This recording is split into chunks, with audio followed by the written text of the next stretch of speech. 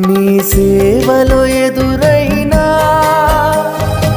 ఎన్నో సమస్యలలో నా బలమును చూచుకుని నిరాశ చెందితిని. నీ సేవలో ఎదురైనా ఎన్నో సమస్యలలో నా బలమును చూచుకొని నిరాశ చెందితిని.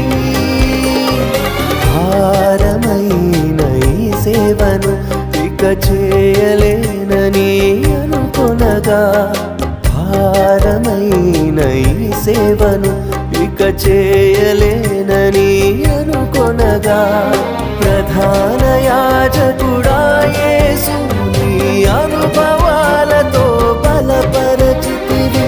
ప్రధాన యాజకుడా